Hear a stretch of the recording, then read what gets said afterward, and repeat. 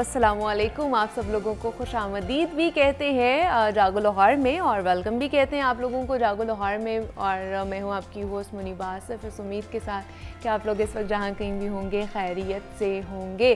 तो जनाब, आज क्योंकि वीकेंड है और वीकेंड आप लोगों ने अच्छे तरीके से भरपूर अंदाज से गुजारना है और मनाना भी है, ताकि अगला हफ्ता जब हमारा आए तो हम अच्छे तरीके से अपनी एनर्जी कलेक्ट करके एनर्जाइज होकर अपने दिन का आगाज़ कर सके। आज हम कोशिश करेंगे कि बड़े ही लाइटर नोट पर आज का हम अपना प्रोग्राम जो है वो आप तक पहुंचाएं, अच्छी अच्छी बातें भी करें।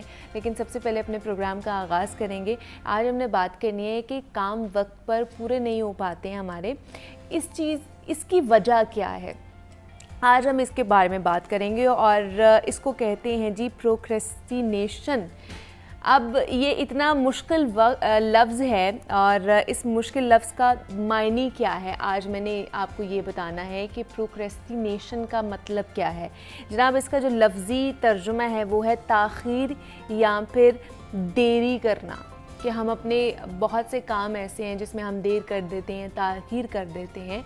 तो हम जो भी काम करने जा रहे हैं उसे टालने को प्रोक्रेस्टिनेशन कहा जाता है। और हम अमूमन काहिल या फिर सुस्त नेचर के ज़्यादा पाए जाते हैं। हमें एक्टिव या फिर कह लें कि तरोताज़ा रखने के लिए ना एक अच्छी नज़रिए या किसी ख़ास मकसद की ज़रूरत होती है, और माज़रत के साथ ऐसा मकसद हम में से बेशतर के पास नहीं मौजूद होता। और ये बीमारी, ये बला उन लोगों से दूर रहती है जो अपनी ज़िंदगी में बहुत डिसिप्लिन या फिर एम्बिशियस होते हैं।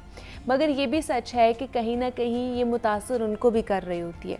हम इंसानों की असल में एक फ़ितरत है, कोई काम करना हो तो हम कहेंगे कि कर लूँगा या कर लूँगी, क्या हो गया है, अभी नहीं, बाद में करूँगा, या फिर जी आज नहीं कल करूँगा, अभी तो पूरा हफ्ता पड़ा हुआ है, अभी तो पूरी ज़िंदगी बाकी है, कुछ नहीं होता, आओ हम लोग ये कर लें, कोई मूवी देख लें, कोई काम कर लें, कुछ और चीज़ें कर लें, खाना पीना कर लें।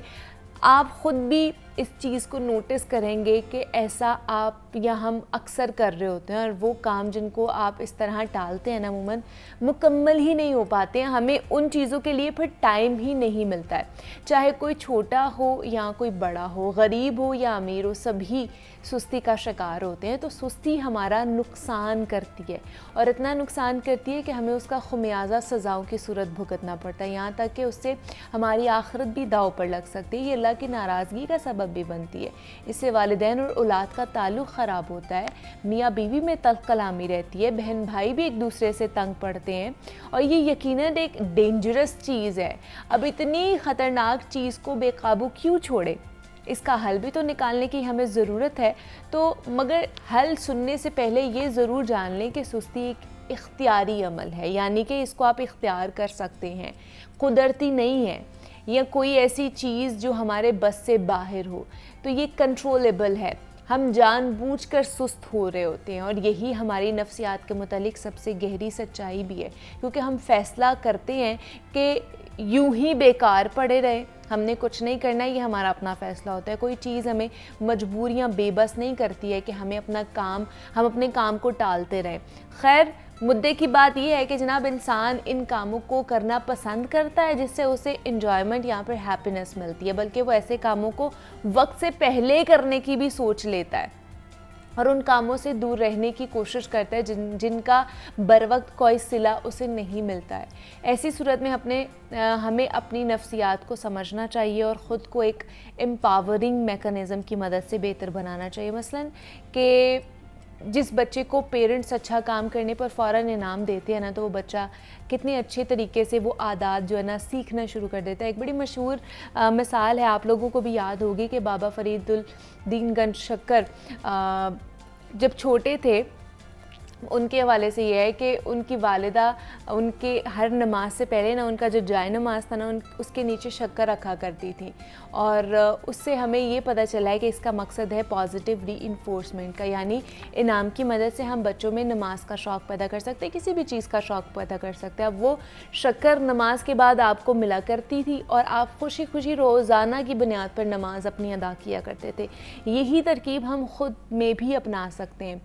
सुस्ती में मोबाइल हम घंटों यूज़ कर रहे होते हैं, और पूरी रात हम इस फजूल सोशल मीडिया चलाने से बेहतर ये नहीं है कि हम अच्छी आदतें अपना सकते हैं ताकि हमारा काम जो है वो वक्त पर हो, हमें ज़िंदगी में परेशानी का सामना ना करना पड़े। हम भी अपने लिए हर काम की तकमील पर ऐसा कोई इनाम रख सकते हैं जो हमारे लिए सुकून या फिर इंजॉयमेंट का बाइस बन सकते हैं।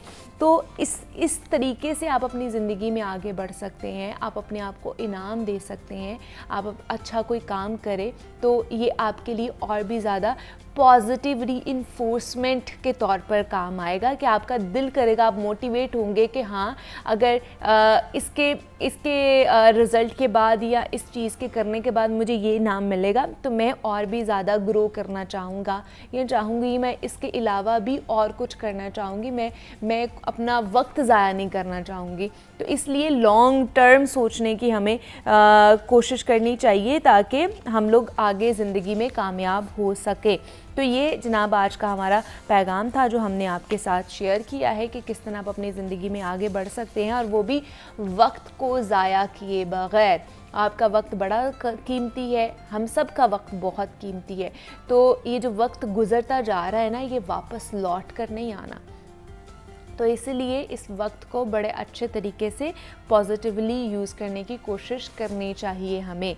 तो हम भी प्रोग्राम में आगे बढ़ते हैं और हमने आज कुछ बात करनी है अपनी सेहत के हवाले से और ख़ास तौर पर स्किन की सेहत के हवाले से कि हमने अपनी सेल्फ़ केयर किस तरह करनी है। आजकल क्योंकि एस्थेटिक प्रोसीजर्स बहुत ज़्यादा हो रहे हैं और हर कोई डर्मेटोलॉजिस्ट के पास जा रहा है, एस्थेटिक फिजिशियन के पास जा रहा है कि हमें अपनी स्किन को अच्छा दिखाना है। और उसके साथ साथ आजकल एक और प्रोसीजर है जो मार्केट में बहुत ज़्यादा जिसकी भरमार है और डिमांड उसकी बढ़ती जा रही है, वो है कि आपने वाइटनिंग इंजेक्शंस लगवाने हैं। वाइटनिंग इंजेक्शंस लगाने के कुछ साइड इफ़ेक्ट्स भी हैं और कुछ उसके पॉजिटिव एस्पेक्ट्स भी होंगे कि उससे आप वाइट हो जाएंगे, लेकिन उसके कुछ ऐसे नुकसानात भी होंगे जिसको आगे लॉन्ग टर्म आपको नुकसान दे सकते हैं।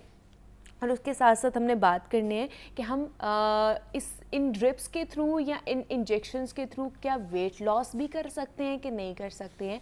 तो क्या ये दोनों लिंक करते हैं या ये अलग अलग चीज़ें हैं। इस पर बात करने के लिए डॉक्टर तैयबा जाहिद हमारे साथ स्टूडियोज़ में मौजूद है, डर्मेटोलॉजिस्ट हैं, एस्थेटिक फिजिशियन हैं। इनसे बात करेंगे। डॉक्टर साहब आपको वेलकम कहती हूँ जागो लाहौर में। कैसी हैं आप? जी अल्हम्दुलिल्लाह, आई एम फाइन। आप बताएं? मैं भी बिल्कुल ठीक ठाक। डॉक्टर तैयबा सबसे पहले बताइए, वाइटनिंग जो इंजेक्शंस या ड्रिप्स का आजकल बहुत ज़्यादा जो मार्केट में शोर पड़ा हुआ है, तो ये किस तरह काम करती हैं, इनके क्या कॉम्प्लिकेशंस क्या हो सकती हैं और किन किन को लगानी चाहिए ये? एक्चुअली जो वाइटनिंग ड्रिप्स हैं ये एक्चुअली एंटीऑक्सीडेंट ड्रिप्स हैं। बहुत ही ज़बरदस्त और बहुत ही हेल्दी चीज़ है। अच्छा। ये जो वाइटनिंग होना है ना, ये इनका एक्चुअली साइड इफ़ेक्ट है। ये ग्लूटाथायोन की ड्रिप्स होती हैं और ये बहुत हेल्दी हैं। मैं तो रिकमेंड करती हूँ कि हर एक को लगानी चाहिए ये। अच्छा। बिकॉज ये आपकी इम्यूनिटी को बूस्ट अप करती हैं।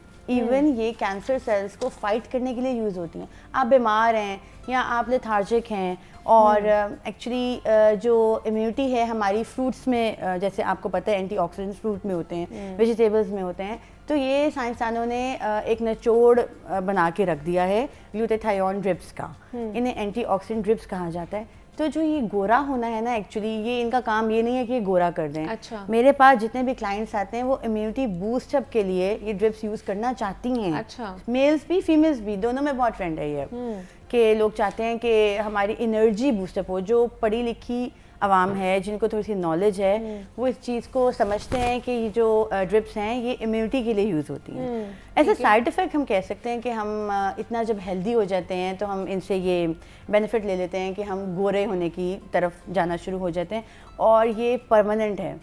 यानी कि कुछ हर ब्रांड की डिफरेंट क्वांटिटी है ड्रिप्स की, वो हम यूज़ करते हैं। उसके बाद 6 मंथ बाद हम बूस्टर डोजेस पे आ जाते हैं। तो it's a healthy process until unless your LFTs and RFTs are normal. अगर आपके गुर्दों के और जिगर के टेस्ट नॉर्मल हैं, पहले ये प्रोटोकॉल है, ये कराया जाता है। उसके बाद हम ये ड्रिप स्टार्ट कर सकते हैं even from the age of 16 year also.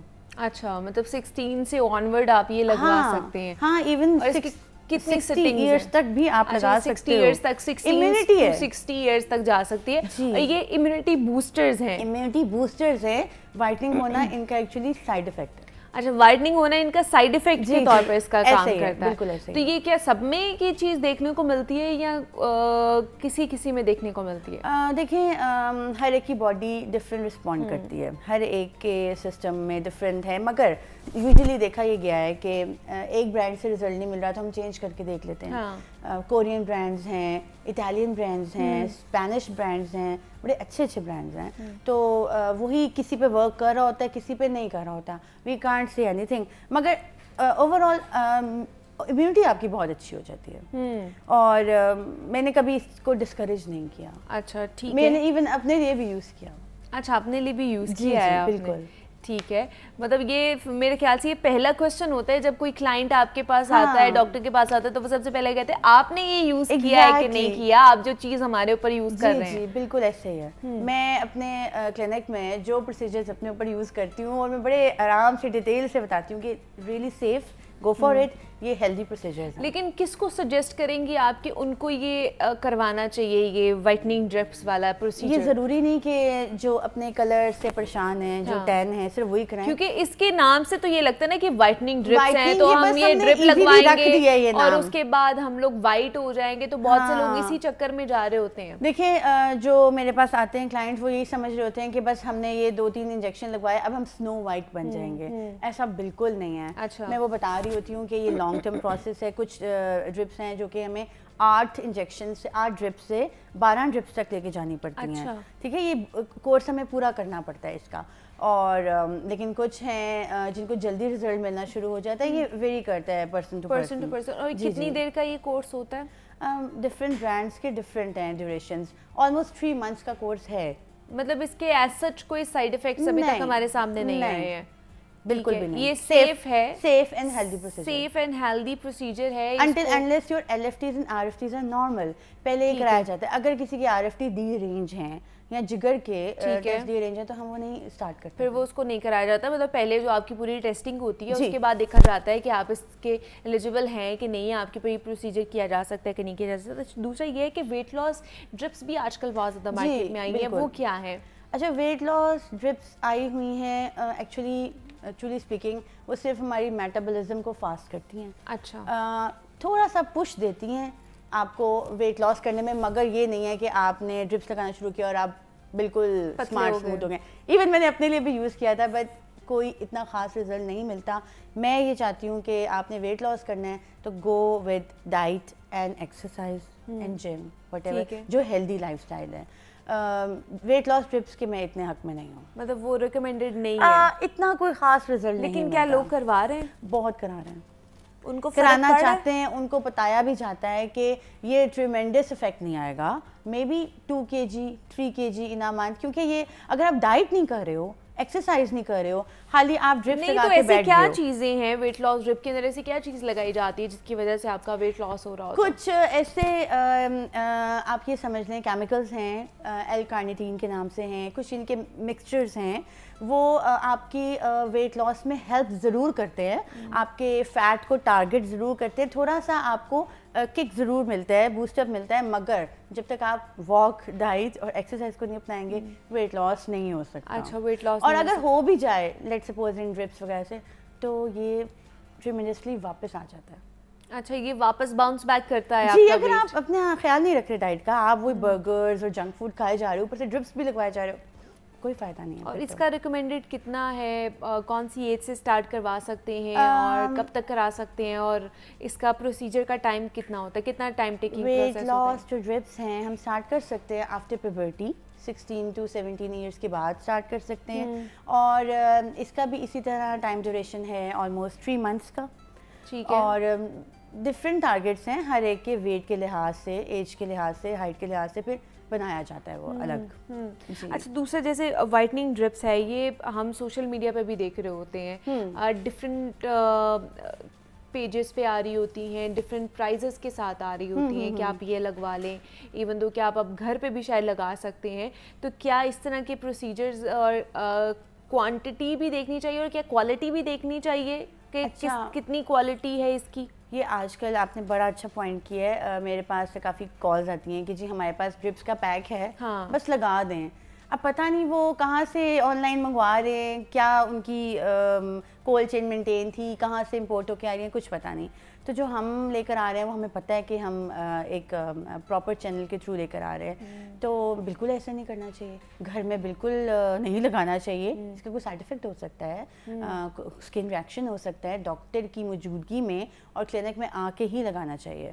बिल्कुल ऐसे नहीं करना चाहिए कि आप तो घर में आपके ले पास किस तरह के ज़्यादा क्लाइंट्स आ रहे हैं? मतलब ख़वातीन ज़्यादा आ रही हैं वाइटनिंग ड्रिप्स लगवाने के वाइटनिंग लिए के लिए या ज़्यादा मर्द ख़वातीन हज़रात? को होता है, ख़वातीन ज़्यादा आ रही जी हैं? जी बिल्कुल ऐसे ही है, ख़वातीन ज़्यादा आती हैं। और मतलब विजिबल अगर देखा जाए, विजिबल रिजल्ट्स कितनी देर बाद आना शुरू हो जाते हैं? विद इन 3 मंथ्स के बाद, विद इन 3 मंथ्स आपको गुड रिजल्ट मिलना शुरू हो जाते हैं। फिर उसको मेंटेनेंस पे लेके जाना पड़ता है। 6 महीने बाद आप बूस्टर डोजेस लगवाएं, ये हम गाइड करते हैं ताकि ये लॉन्ग टर्म लेके चल सकें। एक्चुअली ये ग्लूटाथियोन का लेवल है बॉडी में जो कि हमने मेंटेन करना होता है, तो दैट्स फाइन। मतलब ये आप करवा सकते हैं, इसका कोई साइड इफेक्ट नहीं है जी। लेकिन फिर भी आपको इसके बाद भी मेंटेन चीज़ें करनी होती हैं। एग्जैक्टली, मेंटेनेंस चाहिए होती है। मेंटेनेंस चाहिए होती है। ठीक है जी। डॉक्टर तैयबा जाहिद हमारे साथ मौजूद थी और हमें वाइटनिंग ड्रिप्स के हवाले से और वेट लॉस के हवाले से जो उसकी भी ड्रिप्स आजकल मार्केट में चल रही हैं उस हवाले से हमें अपडेट करती। डॉक्टर साहिबा बहुत शुक्रिया आपके वक्त का कि आप यहाँ पर आएँ। आज वर्ल्ड मिल्क डे मनाया जा रहा है और दूध की अफादियत क्या है और अहमियत क्या है और ख़ास तौर पर दूध की किस तरह जो डेयरी प्रोडक्ट्स हैं उनकी किस तरह हम घर में पहचान कर सकते हैं। इस पर बात करने के लिए हमने एक्सपर्ट्स को दावत दी है। डेयरी प्रोसेसिंग एक्सपर्ट हैं मुसब सिप्रा हैं जिन्होंने हमें आज ज्वाइन किया है स्टूडियो में। मुसब आपको वेलकम कहते हैं जागो लाहौर में, कैसे हैं आप? जी अस्सलाम वालेकुम। जी बहुत बहुत शुक्रिया आपका, आपने मुझे मुनीबा प्रोग्राम में दावत दिया और आज का जो टॉपिक है आपके चैनल के तवस्सुत से जो है उसके ऊपर हम एक कौम को एक अवेयरनेस जिसकी अभी बहुत शदीद ज़रूरत है हमारी इस कम्युनिटी को, उसको हम थोड़ी सी अवेयरनेस उस हवाले से जो हम दे सकते हैं। जैसे कि अगर दूध की बात की जाए तो Pakistan top 3 countries of milk producers में आता है, टॉप 3 to 4 कंट्रीज़ में। लेकिन इसमें ये पॉजिटिव चीज़ भी है कि हम मिल्क प्रोडक्शन में इतना आगे हैं, लेकिन इसके इतना आगे होने के बावजूद भी हमारी मिल्क प्रोसेसिंग इंडस्ट्री और जो मिल्क प्रोसेसर्स हैं वो हम लोग बहुत लैग करते हैं इस चीज़ के अंदर कि हम किस प्रोडक्ट को हमने कंज्यूम करना है। लोगों में अवेयरनेस नहीं है जी। मिल्क की कंजप्शन के हवाले से। मिल्क प्रोडक्शन में टॉप पे होने के बावजूद भी हम मिल्क वेस्टेज में भी टॉप पे आते हैं, तो ये एक बहुत बड़ा ड्रॉबैक है और लम्हे फ़िक्रिया है हमारे कम्युनिटी के लिए। तो इस पे हम लोग मज़ीद अगर हमारी अपनी कम्युनिटी को हम कुछ अवेयर कर सकते हैं तो थैंक यू वेरी मच। आपने इस प्रोग्राम में कोई मसला नहीं है। आज क्योंकि वर्ल्ड मिल्क डे मतलब मनाया जा रहा है तो एक तो दूध की अहमियत बहुत ज़्यादा है हमारे लिए। अगर हमने अपनी हड्डियों को, अपनी बोन्स को, अपने दांतों को या वैसे ही अगर हमने ओवरऑल अपनी सेहत का ख्याल रखना है उसके लिए। दूसरा, आज मैं ज़्यादातर उसके ऊपर एम्फसाइज़ करूँगी जिस तरह मैंने बात की कि हम डेयरी प्रोडक्ट्स की पहचान किस तरह कर सकते हैं, because you are dairy processing expert, तो आप हमें अच्छे तरीके से बता सकते हैं। तो अगर हम लोग हमारे घर में अगर गवाला दूध देकर जा रहा है या अगर हम बाज़ार से ख़ुद दूध लेकर आ रहे हैं तो हम किस तरह उसकी पहचान कर सकते हैं घर पर ला के कि ये वाकई इसमें मिलावट हुई हुई है या ये खालिस दूध है? इसमें मिल्क की इंपॉर्टेंस की अगर बात की जाए तो वो तो हमें 1400 साल पहले रसूल पाक सल्लल्लाहु अलैहि वसल्लम ने हमें इस चीज़ के बारे में बड़ा क्लियर कट इसकी कंजम्पशन के साथ ही हमें एक मैसेज हमें इस चीज़ को डिक्लेयर कर दिया था कि ये एक सब बेस्ट बच्चे से लेके जब बच्चा पैदा होता है चाहे वो मदर है, चाहे वो छोटा बच्चा है, चाहे मिड एज में है, चाहे एक worker age group senior age में है, 60+ पे जो भी एज फैक्टर है बंदे का, उसके लिए मिल्क कंजप्शन जो है वो बहुत ज़रूरी है। हाँ, उसकी सबसे बड़ी रीज़न क्या है कि इसके अंदर मैक्रो और माइक्रो न्यूट्रिएंट्स बहुत अच्छी मिकदार के अंदर मौजूद है। माइक्रो की अगर बात करें तो इसमें फ़ैट्स हैं। फ़ैट्स आपके ब्रेन फंक्शनिंग के लिए, आपकी डाइजेशन मेटाबॉलिज्म इंप्रूव करने के लिए, आपके विटामिन्स अब्जॉर्प्शन के लिए बहुत ज़रूरी है। इसी तरह प्रोटीन है जो आपके मसल्स को बिल्डिंग के लिए, मसल्स की रिटेंशन के लिए, मसल सोरनेस को ख़त्म करने के लिए इसके अंदर वे कैजीन प्रोटीन 2 टाइप्स की प्रोटीन मौजूद है, वो बहुत ज़रूरी है। इसके अलावा मिल्क के अंदर माइक्रो न्यूट्रिएंट्स की बात की जाए तो इसके अंदर बहुत सारे माइक्रो न्यूट्रिएंट्स हैं जिसमें आपके विटामिन आए थे, विटामिन डी और B12 जो है इसके अंदर मेन है। उसके बाद कैल्शियम इसके अंदर बहुत अच्छी मिकदार में मौजूद है, फॉस्फोरस बहुत अच्छी मिकदार में मौजूद है। तो ये सारी चीज़ें मिला के एक कंप्लीट डाइट एक जो है वो बन जाती हैं हमारे न्यूट्रिशनल पॉइंट ऑफ व्यू से देखा जाए। और ये अगर आपने जिस तरह क्वेश्चन किया है कि प्रोसेस्ड फूड में हमें किस तरीके से हम डेयरी की पहचान कर सकते हैं, तो सबसे पहला तो आपने ग्वाले का एक जिक्र किया। तो ग्वाले के जिक्र में अब dairy as a dairy processor मैं इस चीज़ को या एज ए डेयरी एक्सपर्ट आप कह लें, इस चीज़ को मैं बिल्कुल भी इस चीज़ के नफ़ी करूँगा इस चीज़ की कि जो ग्वाले का दूध है या ओपन मिल्क है, चाहे आप डायरेक्ट फार्म पे जाके भी आप क्यों ना उसकी मिल्किंग करवा के आप ला रहे हो, वो हैजर्डस है आपकी हेल्थ के लिए। मतलब वो खालिस नहीं है इसका मतलब? वो खालिस वो आपको अगर तो सर्टिफिकेट कोई देता है तो आप उसको श्योर कर सकते हैं, तो ठीक है, आप ले लें, कंज्यूम कर लें। सही। उसके ड्रॉबैक्स हैं कुछ। अच्छा। उसके सबसे बड़े ड्रॉबैक्स हैं, देखिए सेफ फूड और क्वालिटी फूड दोनों में डिफरेंस है। एक तो वो सेफ बिल्कुल भी नहीं है वो फूड, और जब आप इसको दूध को लेके आते हैं, अब आपके पास कोई श्योरिटी नहीं है कि उसने कोई एंटीबायोटिक्स उसमें, कोई इंजेक्शन उसमें उसको जानवर को लगाए हुए हैं। आप तो गए हैं मिल्किंग टाइम पे, आप ले आए, या आपका गवाला है, ज़ाहिर है उसके पास अपने जानवर नहीं है, वो किसी से लेके आ रहा है, वो वाया ट्रांसपोर्टेशन में आ रहा है, या जिस तरीके से भी वो आपके पास लेके आ रहा है। कभी आप उसके बर्तन की हाइजीन कंडीशंस देखें, कभी आप उनके जो है वो जिस तरीके से वो सुबह 3 से 4 बजे मिल्किंग स्टार्ट होती है, वो आपके पास 9-10 बजे आ रहा है, एक पेरिशेबल आइटम है। जी जी। तो उसको 6-7 घंटे और इस गर्मी में स्कॉचिंग हीट के अंदर जो है उस चीज़ को वो कुछ नहीं कर सकते कि जिस तरीके से जो है वो आपके पास लेके आए। तो फिर उसका उनके पास एक आयत है, एक अडल्ट्रेशन आयत है, और दूसरा उसकी कोई सर्टिफिकेशन नहीं है, कोई ट्रेसिबिलिटी नहीं है। ठीक है। तो प्रोसेस फूड की जब आप बात करते हैं तो उसकी ट्रेसिबिलिटी जो है वो 100% होती है आपके पास। आप किसी भी ब्रांड पे जाते हैं, किसी भी कंपनी की आप मिल्क प्रोडक्ट को अगर आप देखना चाहते हैं तो सबसे पहले उसका आप लेबल देखें। लेबल में आप देखें कि मिल्क के अलावा और क्या इंग्रेडिएंट्स हैं। हमें अपने आप को थोड़ा सा इंप्रूव करना चाहिए लेबल रीडिंग के हवाले से, ठीक है। एक तो शेल्फ लाइफ और ये हम डेट्स इस पे देख लेते हैं, लेकिन हम लेबल और न्यूट्रिशनल चार्ट्स नहीं देखते। एग्जैक्टली।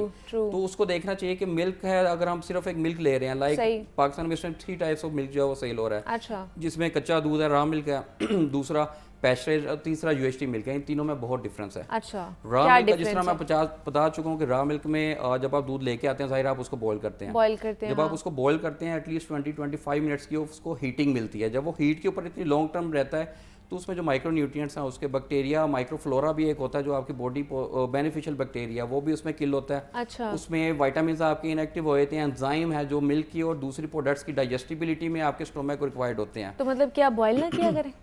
दूध को बॉईल नहीं करना चाहिए, दूध को तो फिर कच्चा भी नहीं कंज्यूम करना, और दूध को आपने बॉईल भी नहीं करना इतने लॉन्ग टाइम के लिए। जब इतने लॉन्ग टाइम, इसके लिए बेस्ट सोल्यूशन है पैक्ड मिल्क है। पैक्ड मिल्क में जब आप जाएं, बिल्कुल पैस्चराइजेशन है, सिर्फ 15 सेकंड की उसके अंदर होल्डिंग होती है। 15 सेकंड पे वो भी मिनिमम एक टेम्परेचर के ऊपर हम उसको प्रोसेस कर रहे थे, लाइक 80 to 85 डिग्री सेल्सियस। उसमें फ़ायदा ये होता है कि आपको जो आपके विटामिन हैं, आपके एंजाइम्स हैं, जो माइक्रोफ्लोरा है, उसमें 2 मेन इसमें पैथोजेंस बैक्टीरिया आते हैं, एक इकोलाई और साल्मोनेला। और ये दूध के अंदर मौजूद नहीं होते, ये सराउंडिंग से आपके दूध में ऐड होते हैं। तो इनको ख़त्म करने के लिए वो पैस्चराइजेशन टेम्परेचर इज़ इनफ। इसके अलावा जो इसके अंदर एंजाइम्स मौजूद हैं, इसके अंदर आपके मुख्तलिफ विटामिन्स मौजूद हैं, वो इस टेम्परेचर के ऊपर सर्वाइव करते हैं। लेकिन जब आप बॉइलिंग पे जाते हैं, दूध को बॉयल करते हैं, तो 20-25 मिनट्स की जो हीट है, वो चाहे दूध हो, चाहे जितने भी फूड मटेरियल्स हैं, वो उसकी एक माइक्रो न्यूट्रिशनल वैल्यू जो है वो उसको डिस्टर्ब कर देते हैं। अच्छा, लेकिन जिस तरह हम लोग पैकेज मिल्क भी अगर घर लेकर आते हैं तो उसको भी हम थोड़ा सा बॉईल करके पी रहे होते हैं, तो क्या उसको भी नहीं बॉईल करना, या उसको कर सकते हैं? देखिए, जब आपने एक पैस्चराइज्ड मिल्क लिया है, अब तो कुछ ब्रांड ने लिखना भी शुरू कर दिया कि इस दूध को उबालने की जरूरत नहीं है। अच्छा। For the sake of the awareness to our community. तो उस दूध को अगर आप उबालते हैं तो उसका भी वही ड्रॉबैक है। अच्छा, उसकी भी न्यूट्रिशन जो वैल्यू है वो डिस्टर्ब हो जाएगी। उसमें आप सिर्फ ये समझें कि आप सिर्फ फैट और प्रोटीन उसमें कंज्यूम कर रहे हैं। अच्छा। लेकिन जो उसके माइक्रो एलिमेंट्स हैं, और जो कि वो आपकी बॉडी फंक्शनिंग के लिए, आपकी इम्यूनिटी बूस्टिंग के लिए बहुत जरूरी है, वो आप उसमें डिस्ट्रॉय कर देते हैं। ठीक है। तो इसलिए जब पैस्चराइज्ड मिल्क आप लेके आ रहे हैं, कुछ लोगों को आदत होती है गर्म दूध वो कंज्यूम करने की, तो वो नो डाउट आप 40, 50, 60 डिग्री सेल्सियस पे आप उसको गर्म करें। लेकिन बॉइलिंग की तरफ जब आप जाते हैं, लॉन्ग हीटिंग होती है, 15 से 20 मिनट आपको बॉईल करने पे लगते हैं, तो वो एक डिस्ट्रक्टिव है मिल्क को कंज्यूम कर। उसका कोई ऐसा आपको फायदा कोई नहीं है, नुकसान भी कोई नहीं है, लेकिन फायदा आप उस दूध से, लेकिन उसका फायदा भी आपको कोई नहीं मिल रहा। मतलब वो जो आप कैल्शियम और विटामिन डी या बाकी जो चीजें आप उससे हासिल करना चाह रहे हैं वो भी आपको नहीं मिलेंगी, वो न्यूट्रिशन जो है ना वो खत्म हो जाएगी। अच्छा, जो तीसरी किस्म आप बता रहे हैं उसके हवाले से बताएं, वो कौन कौन पी सकते हैं? मिल्क है, यूएचटी प्रोसेस्ड मिल्क है, जो कि हमारे पास खास तौर पे टेट्रा फिलिंग में आता है, टेट्रा पैकेजेस में। ठीक है। This is one of the safest food. तो इसमें भी अगर बात की जाए कि इसमें माइक्रोबियल लोड और वो टोटली इसमें ख़त्म हो जाता है। इसमें ऑल दो हाई टेम्परेचर्स पे ट्रीटमेंट्स होती हैं, अप टू 142, 143, इवन 145 तक। तो उसमें जो है सेफ फूड की अगर बात की तो सेफेस्ट फूड है। तो जो पैस्चराइज्ड मिल्क है उसकी अगर हम बात करें तो वो सेफेस्ट भी है और वो हेल्दीएस्ट भी है। ठीक है, लेकिन हमें खुला दूध या कच्चा दूध नहीं पीना चाहिए। खुला और कच्चा दूध तो बिल्कुल भी नहीं पीना चाहिए। हाँ, अगर तो आपके पास एक्सेस है टू एन एनिमल, ठीक है, अगर आप डायरेक्ट एनिमल से मिल्किंग विदाउट एनी यूज और यूटेंसिल्स आप कंज्यूम कर सकते हैं तो वो बेस्ट है, जो कि पुराने लोग भी करते थे, हमारे बड़ों को अगर देखा जाए। तो अदरवाइज अगर आप खुला दूध ले रहे हैं किसी भी सोर्स से ले रहे हैं, जितना मर्जी है वो ऑथेंटिक लेकिन सोर्स अब हर कोई तो नहीं ना पैकेज दूध जो है ना वो कह लें कि अफोर्ड कर सकता है, जितनी महंगाई यहाँ पर पाकिस्तान में हो चुकी है मतलब। तो अगर कोई सिर्फ खुला दूध ही घर में लेकर आ रहा है और वही पी रहा है, क्योंकि घर के अफराद भी तो इतने ज़्यादा होते हैं ना, तो अगर उनको वही उन्होंने देना है तो कोई ऐसी चीज़ है कि अच्छा ये चीज़ कर ले तो आप वो यूज़ कर सकते हैं? देखिए मिल्क एक ऐसी डाइवर्सिफाइड प्रोडक्ट है जो कि आपके पास मुख्तलिफ प्राइसेस में भी अवेलेबल है और आपके पास मुख्तलिफ पैकेजिंग्स में भी अवेलेबल अच्छा। है। आप अगर पैस्चराइज्ड मिल्क की बात करते हैं तो आप इसको लो कॉस्ट पैकेजिंग में भी आप इसको ले सकते हैं, जिसमें कोल्ड चेन्स हमारी आ रही हैं, पाउच फिलिंग में आता है और इस तरह के उसकी प्राइसेस इस टाइम लाहौर में आई थिंक 160-170 रुपीज़ पे खुला दूध इस टाइम सेल हो रहा है। ओके। तो सेम सिर्फ 20 से 25 रुपए या 30 रुपए के फ़र्क के साथ आपको पैस्चराइज्ड मिल्क मिल रहा है। उस पर आप देखें आपकी सेविंग, आप जो दूध को ला रहे हैं उसकी हैंडलिंग है, उसको बॉईल कर रहे हैं, उसको फ्रिज में रख रहे हैं और वो सारी हैंडलिंग अगर आप उसका भी एक्सपेंस आउट करें तो वो को बहुत बड़ा डिफरेंस नहीं रह जाता इसमें। इसके अलावा अगर आप मजीद सेफर साइड पे जाना चाहते हैं पैस्चराइज्ड मिल्क में, आप इसकी लाइफ असल में पैस्चराइज्ड मिल्क की यूएसटी के अगेंस्ट सबसे बड़ा फ़र्क है इसकी लाइफ का। तो चीज़ को हम जितना फ्रेश रखें, जितना हम फ्रेशली कंज्यूम करें वो उतना हम लोगों के लिए भी बेनिफिशियल है और हम लोगों की हेल्थ के लिए भी। ज़ाहिर है एक नेचुरल चीज़ है और नेचुरल अल्लाह ताला ने उसको बनाया है और अल्लाह ताला ने उसकी शेल्फ लाइफ जो है वो 6 महीने या 12 महीने या साल नहीं रखी है, उसको उतनी देर ही exactly। कंज्यूम कर लें। अच्छा दूसरा मुझे बताइए कि दूध की तो चले हमने बात कर लिया, अब जिस तरह हमें पैकेज में दही भी मिल रहा होता है, चीज़ भी मिल रही होती है, बाकी डेयरी प्रोडक्ट्स भी हमें पैकेज में मिल रहे होते हैं, तो क्या उनका इंटेक भी करना चाहिए? वो भी ठीक है हमारे लिए? और देखिए मिल्क की एक मैंने जिस तरह बताया शॉर्ट लाइफ है, हाँ जी। ठीक है।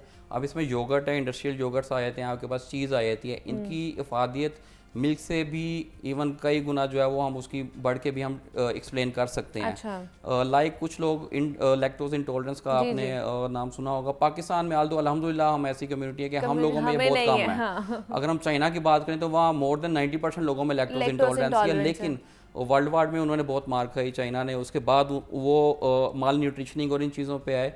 तो एक आर्टिकल में एक्सप्लेन किया तो उन्होंने बाकायदा इस चीज़ पर रिसर्च की कि हम अपनी हाइट, एवरेज हाइट कैसे इंक्रीज़ कर सकते हैं, हम अपनी कम्युनिटी को हेल्दियर कैसे ला सकते हैं। तो वो लैक्टोज इंटॉलरेंसी की वजह से मिल्क ज़्यादा कंज्यूम नहीं कर पा रहे थे, तो उन्होंने ये चीज़ें योगर्ट है, चीज़ है, डिफरेंट टोफू है, अच्छा। तो इन प्रोडक्ट्स के ऊपर उन्होंने रिलाई किया और उससे उन्होंने अपनी एवरेज हाइट भी इंक्रीज़ किया। अब इस टाइम उनकी अगर देखें 5.3 या आई थिंक 5.4 उनकी एवरेज हाइट है।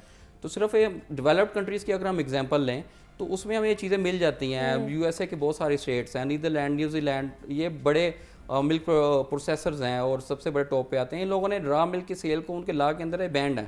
अच्छा। वहाँ पे आप रॉ मिल्क सेल ही नहीं कर सकते। ओके। तो इसी तरह ये जिस तरह आपका खुला दही हम आप लोग ले रहे हैं, इसकी दही की साइंस एक्चुअली क्या है? दही एक हमारे ब्रेकफास्ट की एक ट्रेडिशनली भी है और इसको बहुत सारे डॉक्टर एलोपैथी में भी, होम्योपैथी में भी, इवन हकीम लोग दही आप नाश्ते में लाजमी कंज्यूम करें।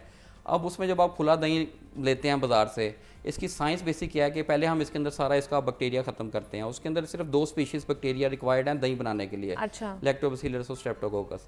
जब हम उसकी एडिशन उसके अंदर करते हैं तो इंडस्ट्रियल लेवल पे हम सिर्फ वही 2 बैक्टीरिया ग्रो कर रहे हैं। अच्छा। क्योंकि वहाँ कंट्रोल्ड कंडीशंस हैं, वहाँ एनवायरनमेंट इम्पैक्ट नहीं कर रहा है। एनवायरनमेंट इम्पैक्ट करे भी तो वो कंट्रोल्ड इन्वायरमेंट होता है। फिलिंग उसकी जो है वो बहुत ज़्यादा हाइजीनिकली की जाती है।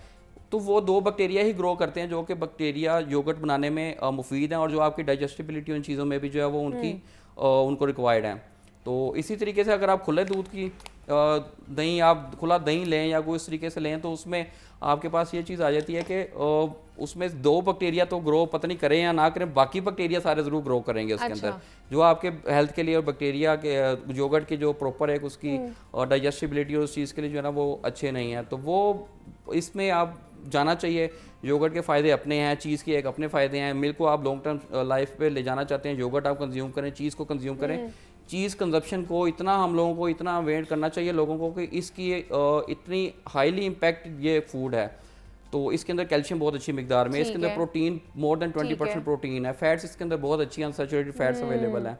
और आप ये चीज़ आपको थोड़ा सा शायद शॉकिंग लगे या आपके लिए अनएक्सपेक्टेड हो कि देसी घी और बटर जो है ये आपका वेट लॉस में और वेट मेंटेन करने में आपको सपोर्ट करती हैं ये चीज़ें। ओके। तो इसी तरीके डिफरेंट जितनी भी हमारे डेयरी प्रोडक्ट्स हैं इसमें कुछ भी आपको निकालने के करने के हो, आप हेल्थ हैजर्डस आपके लिए कुछ भी नहीं है। मतलब आप पैकेज दूध और पैकेज चीज़ें जो है वो ज़्यादा अच्छे तरीके से कंज्यूम कर सकते हैं, जो आपकी हेल्थ के लिए ज़्यादा अच्छे साबित हो सकते हैं। हमारे साथ मुसब आसिफ मौजूद थे और मुसब बहुत शुक्रिया आपके वक्त का कि आप यहाँ पर आए और डेयरी प्रोसेसिंग एक्सपर्ट थे और हमने बात की है क्योंकि आज वर्ल्ड मिल्क डे मनाया जा रहा है दूध की अफादियत के हवाले से और किस तरह इसकी पहचान की जा सकती है मार्केट से जब आप लेकर आते हैं। तो यहाँ पर एक ब्रेक लेते हैं, मिलते हैं इस ब्रेक के बाद।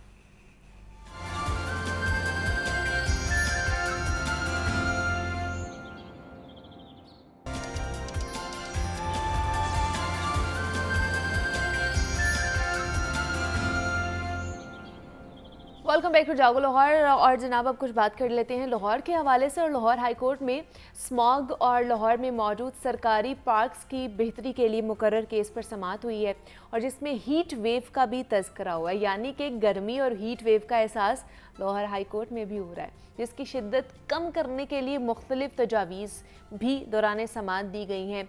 और क्या ये मुमकिन है कि लाहौर में माहौलियाती आलूदगी के मुस्तकिल हल के लिए किसी पायदार अमल का आगाज़ किया जा सके? और क्या जिस तरह लाहौर की बेहंगम आबादी बढ़ रही है, धड़ाधड़ सोसाइटीज़ बन रही हैं, क्या इन पर भी कोई कभी नज़र डालेगा या ये प्रॉपर्टी और लैंड माफिया की तरफ किसी का ध्यान नहीं है या कुछ और मफाद है? और लाहौर में धुआं छोड़ती लाखों गाड़ियों के मुतालिक क्या कवानीन मौजूद हैं? इन पर अमल दरामद कैसे होगा और कब होगा? इस पर दो कानूनी माहिरीन हैं जिन्होंने आज हमें स्टूडियोज़ में ज्वाइन किया है। एक से तो आप हम मुलाकात करते ही रहते हैं, चौधरी नसीर कंबो साहब हैं। चौधरी साहब आपको वेलकम कहती हूँ जागो लाहौर में। और आज हमें नदीम सरवर साहब ने भी ज्वाइन किया है। नदीम साहब आपको भी वेलकम कहते हैं जागो लाहौर में। आप ही से शुरू कर लेते हो कंबो साहब, मुझे बताइए जो सबसे पहले गैर कानूनी सोसाइटीज़ के हवाले से अगर बात कर ली जाए, क्योंकि इन्हीं की वजह से जो प्लांटेशन है वो नहीं हो रही है, कंक्रीट का जंगल जो है लाहौर शहर हमारा बनता जा रहा है, पार्क्स नहीं है, ग्रीनरी मौजूद नहीं है, तो ये जो गैर कानूनी सोसाइटीज़ बनती जा रही हैं इसके हवाले से कोई कवानीन मौजूद हैं हमारे पास? जी बिस्मिल्लाहिर्रहमानिर्रहीम। मैं समझता हूँ कि हमारे लाहौर में जो सबसे ज़्यादा मेन मसला है ना, जिसको हम पोल्यूशन कहते हैं या दीगर मसाइल हैं कि ग्रीनरी ख़त्म होती जा रही है और चीज़ें बेहंगम होती जा रही हैं, मैं समझता हूँ कि इनमें ये जो सोसाइटीज़ हैं इनका बहुत बड़ा रोल है।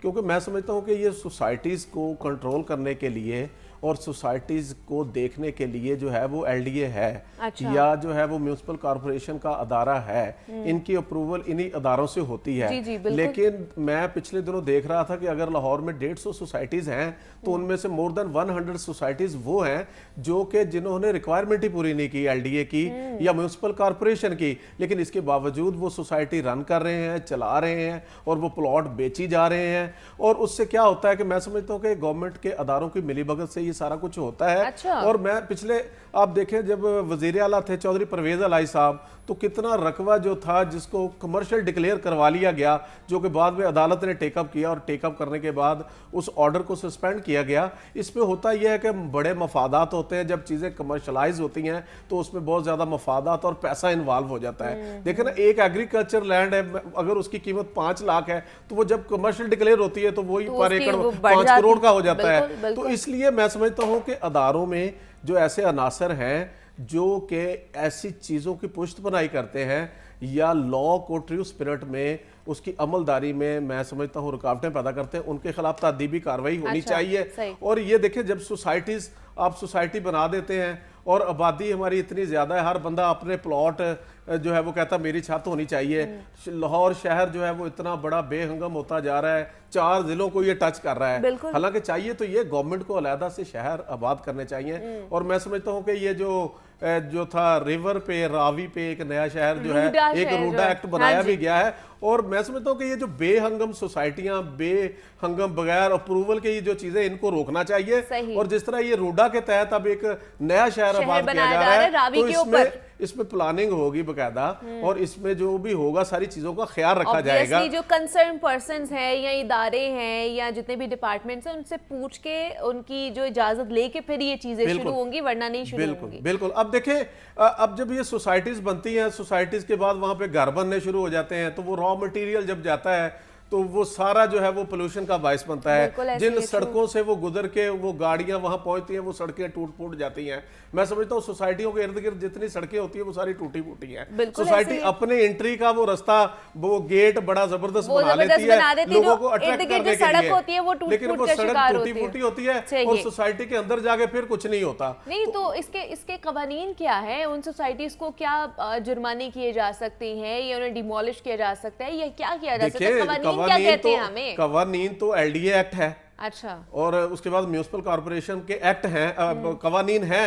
उन कवानीन पे बदकिस्मती से अमल दरामद नहीं होता, वरना क्या होता है कि जो सोसाइटी अमल दरामद नहीं कहती उसको जाकर डिमोलिश कर दिया जाता बिल्कुल, है। यहाँ पे उसको डिमोलिश किया जाता है जो कोई बराबर मुखालफ सोसाइटी जो है वो अगर उनको मैनेज कर ले तो वो कहते हैं इनको डिमोलिश करवा के अपनी मार्केट बढ़ जाए। लेकिन कानून के मुताबिक या ट्रू स्पिरिट के मुताबिक जो है वो सोसाइटी के खिलाफ कार्रवाई नहीं की जाती। और यही वजह होती है कि वो सोसाइटियाँ बज़ाहिर जो है वो बनी होती हैं और एंट्री गेट बड़ा जबरदस्त होता है, पीछे कुछ भी नहीं होता और लोगों के साथ वो बहुत सारे फ्रॉड होते हैं। बिल्कुल अगर ऐसे प्लॉट ही उनके पास एग्जिस्टिंग 500 है तो वो 5000 जो है वो फाइलों में फाइल्स सेल बेच किया होता देते है। हैं, तो बिल्कुल मैं ऐसे समझता हूँ ही ये सारा अदारे की मिलीभगत से होता है और ऐसी सोसाइटीज को जो है रोक थाम जो है बहुत ज़रूरी है और ये महकमा ही कर सकता है। और अदालतें जो है मैं समझता हूँ जैसे शाहिद करीम साहब बहुत बड़ा जहाद कर रहे हैं कि वो 5 साल से एक रिट पिटीशन दायर हुई थी साफ पानी की बाबत। अब वो चलते चलते जो पंजाब का कोई भी मसला, कोई भी शहरी जो है वो पिटिशनर बन के उसमें सीएम पिटीशन दे देता है कि जी ये मसला है,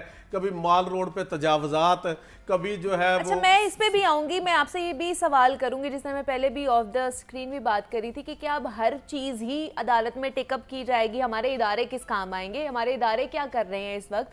ये काम तो उनका ही है ना कि आप सोसाइटीज़ को जाके रोके, पार्क्स की देखभाल करें, जो धुआं छोड़ती गाड़ियां हैं उनके खिलाफ शलानिंग करें।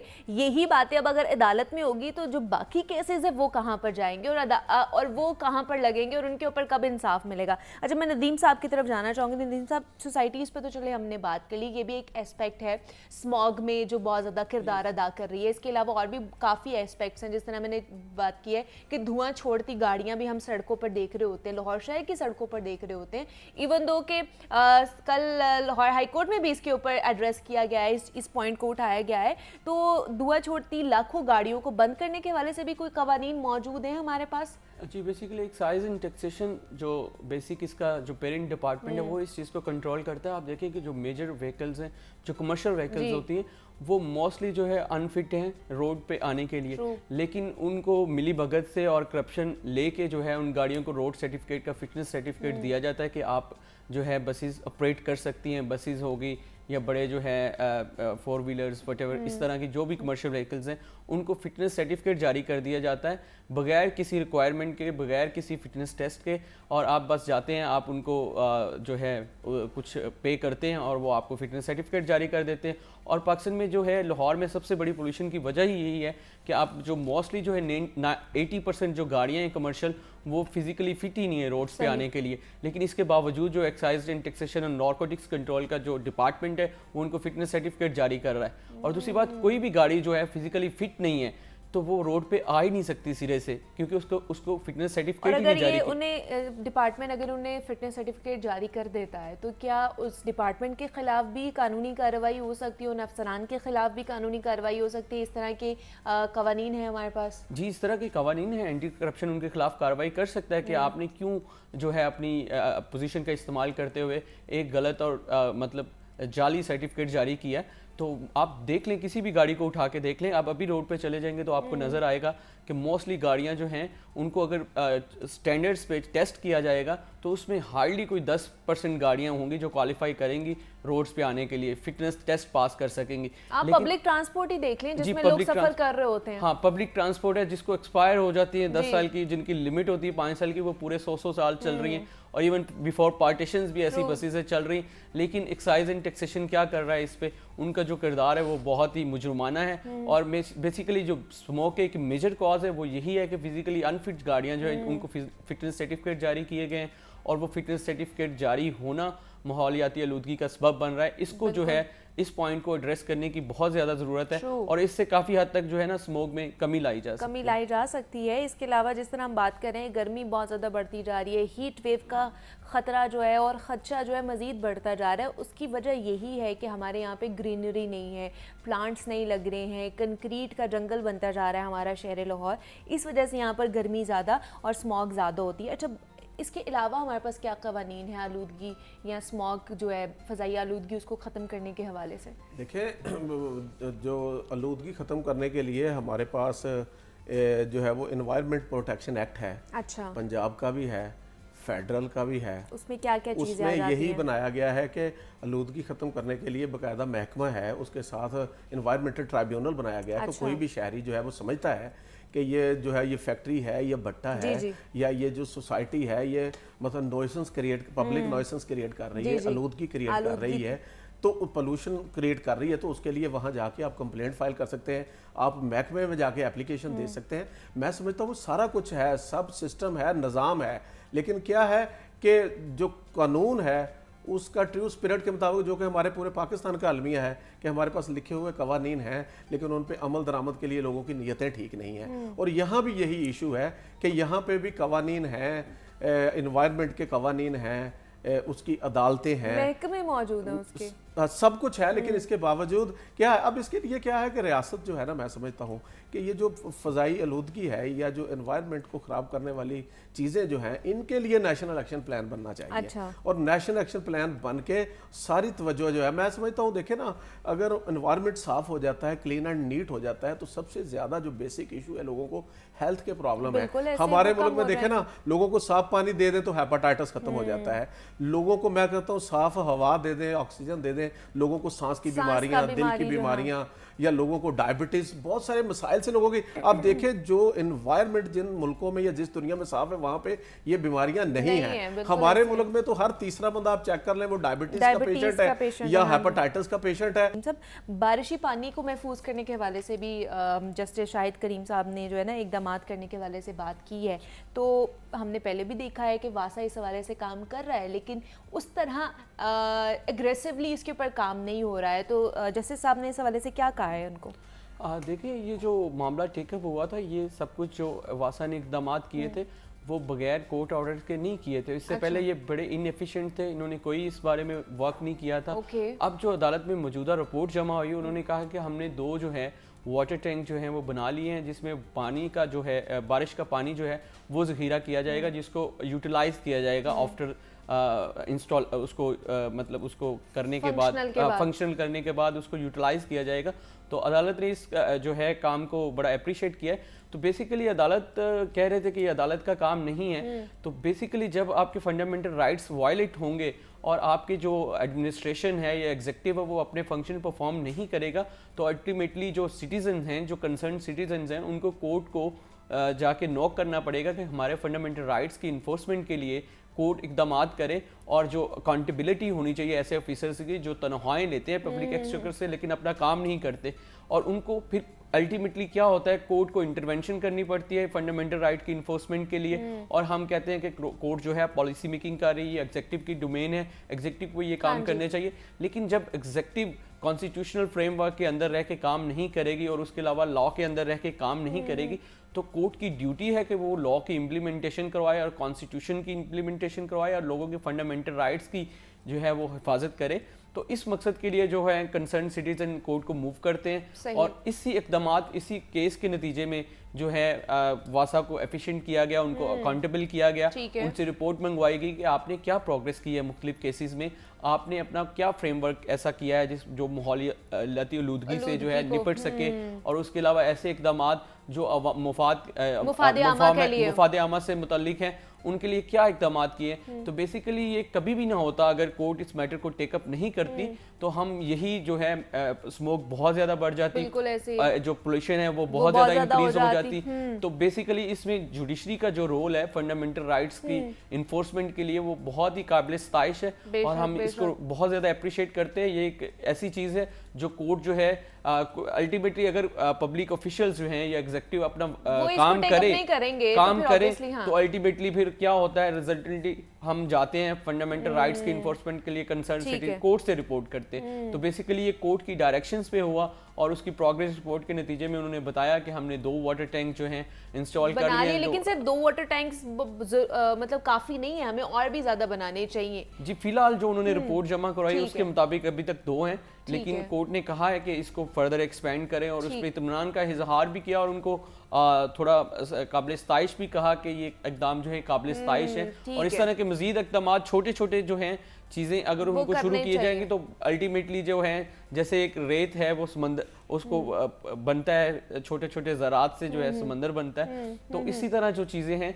आप छोटे छोटे काम करेंगे तो अल्टीमेटली आपकी तमाम तर जो चीज़ें हैं, प्रॉब्लम्स हैं जो बहुत ज़्यादा जाइंटली हमें इफेक्ट कर रही होती हैं, उनको हम टेकअप कर सकते हैं और उनका सोल्यूशन भी निकाल सकते हैं। तो चौधरी साहब लास्टली आप कुछ इसमें इंक्लूड करना चाहेंगे? मैं समझता हूँ कि मेरा यही है कि मैं सल्यूट करता हूँ मिस्टर जैसे शाहिद करीम साहब को कि वो पब्लिक इंटरेस्ट लिटिगेशन में बहुत आगे जाते हैं। मैं समझता हूँ मैं 2 कोड करूँगा कि पिछले महीने जैसे शाहिद करीम साहब का एक फैसला आया जिसमें उन्होंने जो था वो जो थी चाइल्ड मैरिज थी उसको रिस्ट्रेन करने के लिए उन्होंने नया एक्ट बनाने के लिए गवर्नमेंट को लिखा और वो एक्ट का ड्राफ्ट भी तैयार हो गया है। और मैं समझता हूँ कि उसमें 16 से 18 साल जो है बिल्कुल ऐसे ही जो बड़े पेचीदा से इसी मामलात हैं। तरह ये जो ई बाइक पिछले दिनों पंजाब गवर्नमेंट एक कुरानदाजी करने जा रही थी तो उस पर भी उन्होंने टेकअप किया कि पहले अदारे से मशरूत कर दिया। तो मैं समझता हूँ कि जस्टिस शाहिद करीम साहब बहुत अच्छा काम कर रहे हैं और अदारों को मैं समझता हूँ कि कम से कम जोड़ते हैं, वो बुलाते हैं और अगरचे अदारे की स्पीड उस इशू पे ठीक हो जाती है लेकिन बाकी मामला पे फिर वो डेड ही रहते हैं। वक्त खत्म हो चुका है। बहुत शुक्रिया चौधरी साहब आपका। चौधरी नसीर कंबो साहब हमारे साथ मौजूद थे, नदीम सरवर साहब हमारे साथ मौजूद थे। आप दोनों का बहुत शुक्रिया कि आप दोनों यहाँ पर आए और हम बात करते हैं लाहौर हाई कोर्ट के हवाले से। यहाँ पे ब्रेक लेते हैं, मिलते हैं इस ब्रेक के बाद।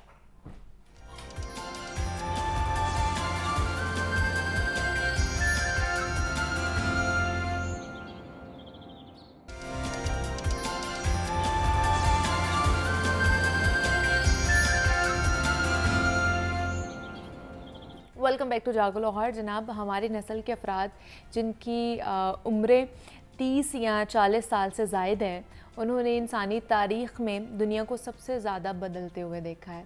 यही माहिरीन 1981 से 1996 के दरमियान पैदा होने वाली नस्ल को मिलेनियल्स कहते हैं। और इस जनरेशन ने बारिशों के मौसम में टपकती हुई छतों पर अपने बुज़ुर्गों को डाकी के हाथ से ख़त लिखते हुए भी देखा है और टाट स्कूल से निकलकर स्कूल के बेंच पर बैठकर भी पढ़ा है। और ये दौर भी उसी नस्ल ने देखा है कि मुर्गी की तलाश में गांव या गली मोहल्ला छान मारा जाता था। और यही नस्ल है जिसने VCR की आमद भी देखी है और इसे अलविदा भी कहा है। टेप रिकॉर्डर से USB तक का सफ़र, टीवी ड्रामा देखने के लिए टीवी से स्मार्ट LED का सफ़र भी देखा है और फिर घर पर तार वाले फ़ोन से स्मार्टफोन्स तक का सफ़र भी इन्हीं लोगों ने देख रखा है। लेकिन जब यही नस्ल जनरेशन X के सामने कुछ बयान करती है तो वो या तो एक तंज़िया कहकहा लगाते हैं या हैरत के साथ उनकी नज़रें मिलेनियल्स के चेहरों पर जम जाती है कि बस कर दो, हमसे ज़्यादा तुम नहीं जानते। और कुछ ऐसी ही लड़ाई और कहानियाँ कॉर्पोरेट की दुनिया को भी नुकसान पहुँचा रही हैं। कैसे पहुंचा रही हैं और किस तरह ये जो जनरेशन्स हैं ये काम कर रही हैं ख़ास तौर पर कॉर्पोरेट की दुनिया में, क्योंकि पिछले हफ्ते भी हमने कुछ जनरेशन्स के बारे में बात की थी कि ये 5 जनरेशन्स हैं और कितनी जनरेशन जो है अब काम कर रही हैं, मिलकर काम कर रही हैं। कुछ जनरेशन्स हमारी रह गई थी, जिस तरह हमारी जनरेशन है जिनको जेन ज़ी कहा जाता है। इसके अलावा भी एक और जनरेशन 2025 में आने वाली है और इससे पिछले वाली भी जनरेशन X है, मिलेनियल्स हैं। और इसके अलावा कौन कौन सी ऐसी जनरेशन्स हैं और किस तरह इनके काम का पैटर्न है, क्या क्या नुकसानात हो सकते हैं, फ़ायदे क्या हैं, इस पर हमने मज़ीद आज बात करनी है। इस पर बात करने के लिए अहमद फवाद साहब कॉर्पोरेट ट्रेनर हमारे साथ स्टूडियोज़ में मौजूद हैं। फवाद साहब, आपको वेलकम कहती हूँ जागो लाहौर में। कैसे हैं आप? मैं बिल्कुल ठीक हूँ और आपका इंट्रो इतना खूबसूरत था कि आई वाज लॉस्ट। बहुत अच्छा इंट्रो आपने दिया थैंक है। You so much. मतलब ये वो सारा कुछ था जो इस जनरेशन ने, खासतौर पर जो 30 to 40 के इस वक्त ब्रैकेट में, उन्होंने ये सारी चीज़ें देखी है बदलती हुई। बिल्कुल ऐसा ही है। तो आज कुछ चीज़ें हम लोगों ने बातें कर ली थी पिछले हफ्ते, कुछ जनरेशन एक्स के बारे में कुछ चीज़ें रह गई थी और मिलेनियल्स के बारे में कुछ चीज़ें रह गई थी। Exactly. और जिसमें हम क्लैश ऑफ जेन टाइटन्स ज़ी को तो हमने हाथ ही नहीं लगाया था ना, आज तो उनके बारे में ज़्यादा बात होगी मेरे ख्याल। एग्जैक्टली बिल्कुल आपकी जनरेशन के मसाइल यहाँ पर ज़्यादा अच्छे तरीके से डिस्कस करेंगे हम। तो ये यू आर राइट, ये बहुत ही एक जिसको मैं कहता हूँ क्लैश ऑफ टाइटन्स है, बड़ा सीरियस किस्म का ऑर्गेनाइजेशंस में जो हो रहा है। अच्छा। तो बुनियादी तौर पे ये जितनी भी, अगर मैं इसको सारा ब्रैकेट कर सकूँ, इनफैक्ट हमने बात की थी कि 1964 की जो पैदाइश थे, हाँ जी। उनका तो लास्ट ईयर है ये, हाँ। या फिर वो घर पे वो बैठ घर पे तनख्वाह बैठ ले के रहे हैं। ऑलरेडी रिटायरमेंट की जो Retirement, इजी exactly. वो कर रहे हैं। वो फ्यूचर प्लान कर रहे हैं हाँ। बच्चों का के लिए। तो जो अभी डिसीजन मेकिंग रोल में आए हैं वो यही जनरेशन एक्स है, जो 65 से 80 के दरमियान, जैसे आपने इंट्रोड्यूस करवाया अभी। तो they are on the decision making roles now. अच्छा। तो जो मेजर चैलेंज है जिस तरह का फेस करना पड़ रहा है वो है इन लोगों को जो डिसीजन मेकिंग रोल में है, अच्छा। जिन्होंने ये सारी ट्रांजिशन होते हुए देखी है, सही। एग्जैक्टली। गो के मिलेनियल्स ने की है। मिलेनियल्स के हाथों से ये सब कुछ ये हुआ सारा है। कुछ चीजें चेंज की है, Exactly, आप एवोल्यूशन देख- लेकर आए हैं, या कह लें कि नई नई इन्वेंशंस लेकर आए हैं। एग्जैक्टली आप देख लें मार्क जकरबर्ग वगैरह हाँ हैं, जी। जिन्होंने दुनिया पलटा के रख दी है इस बिल्कुल, वक्त, वो सारे के सारे मिलेनियल्स हैं। तो वो खुशी से कह सकते हैं कि हमने दुनिया बदली है। हाँ। तो लेकिन उन्होंने देखी है, उनके सामने, जैसे आपने शुरू में इंट्रो में भी बताया कि किस तरह से वो एक, हम इसको कहते हैं एनालॉग से डिजिटल की तरफ सारा आए। सफर उन्होंने अपनी आंखों के सामने देखा है। तो उनका जो पास्ट है वो बाहर गुजरा हुआ है ज़्यादा ऑन फील्ड। तो इसमें ये एक इसमें टू मेक एवरीवन अंडरस्टैंड, कहा जाता है मुनीबा के जितनी दुनिया ने 1950 तक, पिछले सिर्फ ईस्वी 1 से लेके 1950 नहीं, बल्कि कबल मसीह से लेके 1950 तक जितनी तरक्की की, उसको इंसान ने डबल किया अगले 50 सालों में। अच्छा। यानी 2000 तक। ओहो। तो ये वो जनरेशन है जो उसमें इन्वॉल्व थी। लेकिन 2000 से 2024 के दौरान जो तरक्की हुई, उस सारी को डबल कर दिया उन्होंने, जो पिछले 2-2,500 सालों में किया था इंसान। So it was rapid, very quick. तो इनके अब जाहिर एक चैलेंजेस हैं। बिल्कुल ऐसे ही इनमें है। जो फ़र्क है मेनली दोनों तीनों जनरेशंस में, जो जनरेशन एक्स है इन्होंने स्टेबल बचपन देखा है। सही, ठीक है। क्योंकि पेरेंट्स, हमने बात की थी ग्रेट हाँ जी, डिप्रेशन वाले पेरेंट्स बिल्कुल, थे, बिल्कुल। तो उन्होंने कोशिश की कि बच्चों को एक स्टेबल बचपन एनवायरनमेंट दिया जाए। हाँ। एग्जैक्टली, अच्छी अखलाकियात उनमें हम ऐड करें, किसी ना किसी तरह से वो जब बड़े हों तो उनके हाथों में कुछ हो, जी जी। ताकि पिछली जनरेशन ने जो कमाई की है वो डिस्ट्रीब्यूट हो सके। तो इन्होंने बचपन स्टेबल देखा है काफ़ी हद तक, सही। गो के गुर्बत से निकल के बेहतर पोजीशन पे आने की कोशिश की। तो ये है डिसीजन मेकिंग रोल में। ठीक है। ये हैं जो जिनको लगता है कि वी आर सेल्फ सफिशिएंट, ठीक है। We are independent. हमने जो देखा है वो चेंजेस दुनिया में नहीं देखी किसी सही, ने। और जो मिलेनियल हैं, जिनको कल के बच्चे हाँ जी, कहा जाता है, हाँ जी। और वैसे तो ये आप लोगों के लिए ज़्यादा है, जेन ज़ी के लिए, जिनको कल के बच्चे बल्कि कहा जाता है कि बेटे जितना हमारा तजुर्बा है उतनी आपकी उम्र नहीं हाँ, है। बिल्कुल ऐसे ही है। ये तो आपको सुनना ये तो पड़ता आम होगा है, बहुत हाँ। ज़्यादा। तो इसमें ये बात किसी कदर दुरुस्त भी है, अच्छा। क्योंकि जाहिर है कि उनका वर्क प्लेस पे वक्त तो उतना गुजरा ही है ना। लेकिन ये फायदा है कॉर्पोरेट सेक्टर के लिए, ये नुकसान है, ये जो टसलबाजी है, जो जंग ये इन दोनों जनरेशंस के दरमियान चलती रहती है, इसका फायदा होता है, ये नुकसान है। देख, अगर कोई अक्लमंद है सीईओ तो उसका बहुत फायदा है। अच्छा। और अगर वो उस लड़ाई को एंजॉय कर रहा है तो बहुत नुकसान है। अच्छा, कैसे? कैसे होगा ये? देखें, बात ये है कि एक, जैसे हमने बात की, एक जनरेशन है ना, जेन एक्स जिसको कह रहे हैं, उनके पास अथॉरिटी है, पावर है, इंडिपेंडेंस है और एक्सपीरियंस भी अच्छा है। एक्सपीरियंस है, और वो बड़ा वैल्यूएबल है। उनके पास हम जैसे कहते हैं रोड का, सड़क का एक्सपीरियंस हाँ है, जी। हर चीज़ का हैंड्स ऑन एक्सपीरियंस। उनको पता है कि कौन काम कैसे होता है। बिल्कुल। हर चीज़ डिजिटल तरीके से नहीं होती, हाँ यू जी। Have to go and meet people. बिल्कुल। तो वो वैल्यू करते हैं इस चीज़ को कि किस तरह से लोगों में जाया जाए और फिजिकली चीज़ों को देखा जाए। फिजिकली आपको, you have to be there जो आपने काम करना है। तो ये जनरेशन है जो डिसीजन मेकिंग रोल में। ऑन द अदर हैंड जो मिलेनियल्स हैं, इनका चूंकि इन्होंने डिजिटल रेवोल्यूशन इंट्रोड्यूस करवाया है, ठीक है। दैट इज़ वाई इनका टेक्नोलॉजी पर बहुत ज़्यादा रिलायंस है। जैसे कि लेट्स से हम कहते हैं कुछ अर्सा पहले तक भी बहुत से लोग हमारे ऐसे ऑर्गेनाइजेशन में मौजूद थे जो अब हम कह रहे हैं रिटायर हो रहे हैं, वो क्या करते थे कि लेट्स से अगर एक एप्लीकेशन लिखी है तो एक प्रॉपर स्ट्रक्चर्ड फॉर्मेट होना चाहिए, हाँ जी, उसमें आगाज हो, अंजाम हो, हाँ, दरमियान में खास दरमियान में स्क्रिप्ट उसका, हो। हाँ। और अगर आप वो कंप्यूटर पर भी ले गए हैं तो वो उसका प्रिंट आउट निकालते थे, हाँ। फिर उस पर साइन करते थे और फिर वो सबमिट होता था। हाँ।